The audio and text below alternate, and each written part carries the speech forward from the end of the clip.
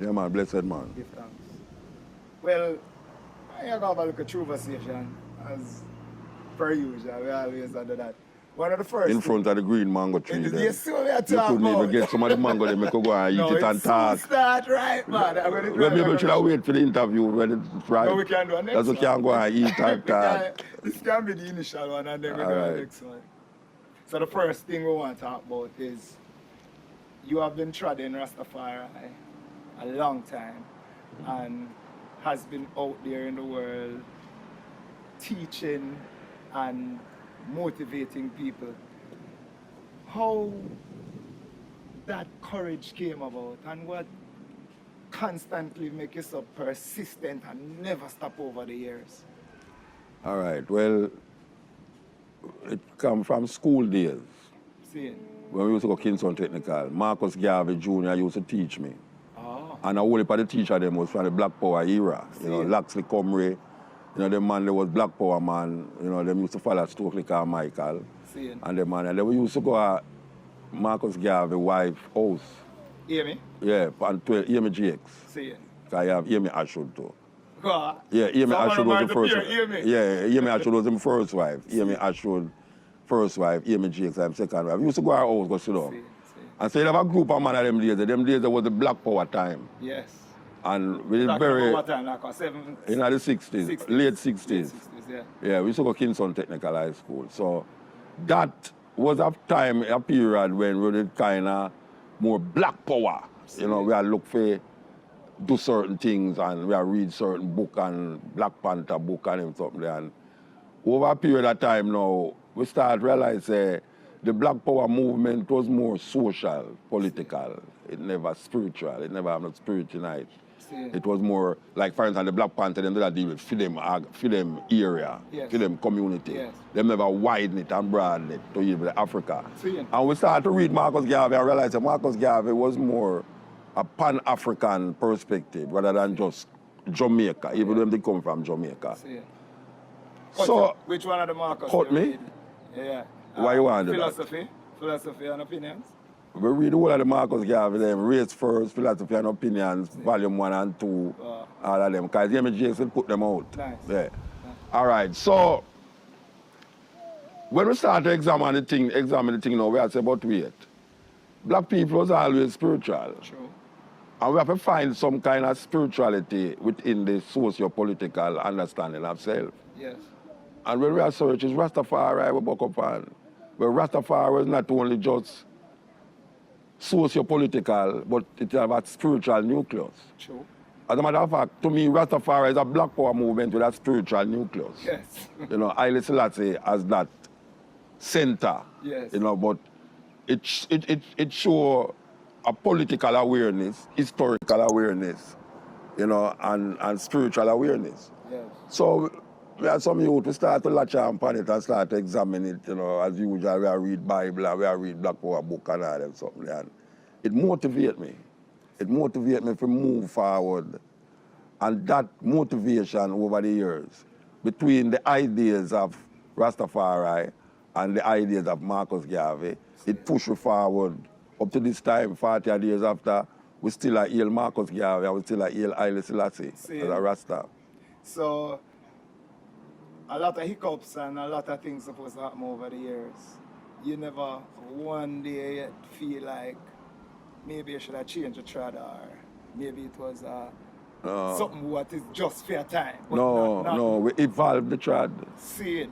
We evolved because we start out Rastafari in what we call the biblical perspective. See it. So we go join all 12 tribes of Israel and all them something there. See? So when we're in 12 tribes now, a little thing go down and we decide to go all a Naya Bingi. Yes. But 12 tribes them are really like you go a Naya Bingi because them used to the man them are born God and them now read Bible and them thing there. But me never mind it. Because I look at a different perspective you know. So something go down and we decide to boy we're gonna make a move out of 12 tribes.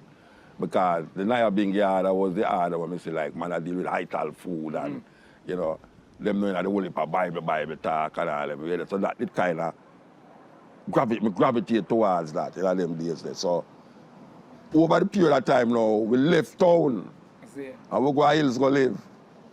We go to hills, go live. For years we then at the hills, and in the hills now we start to find other Rasta who can't even read, but I heal certain consciousness and certain liberty that me I say, wow, this a Rasta to me. That you don't have to find Rasta in no book. Yes. You just look inside of your consciousness and look on the stars, the birds, the bees, the flowers, and the trees. Nature, you plant some food and you eat your food and you just burn Rome. You understand? So a virgin will just leave a while ago, say, him just write a book and bring it in him, so if make you get a look off of it. So. And him say, Rastafari is a message. And then black people, especially Rastafarians, are the source you're supposed to put it to the four corners of the earth. Yeah. It's like, more time you talk to different people, them have different definition, like Barry Shevans would say him say Rastafari as the memory of the Jamaican people. The Jamaican people, and then... Well, Rastafari is all of them things there. Yes. Rastafari is the memory of the Jamaican people because Rastafari remind the people that them is African, remind the people them about Marcus Garvey, and spread a message out there of Africa for Africans, those at home and those abroad. That even people them who was meant for latch on panito. Right. So there's also a universal message tonight that confront the whole of the system them, whether them they are Europe or them they are Africa. You see, but we maintain Africa and we maintain that African perspective out of Rastafari. Because it's that Rastafari. Well, Leonard will rise up with, and that me still I say. Leonard will rise up. If you read the parchment papers and you reach the promise key, and some serious thing matter about in there, and I couldn't let go off of that.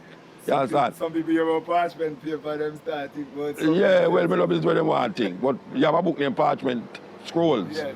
See? And you have a book named The Promise Key. Yes. And The Promise Key is Leonard Howell's own writing where he might leak against the white world. And he never talk about Babylon either. He call it what it is, the white world. You understand? And he might say, no, this thing have a kind of devil inclination in it. And we have to rise up away from that. See? So Leonard Howell bring us the message of a black power identity, that black people must rise up as black people. You understand? Let me ask you something. Yeah. If your consciousness is about black power, does that mean that you are anti-white? Or you're just pro? Well, my auntie no name white, you know. So me don't even recognize anti-white.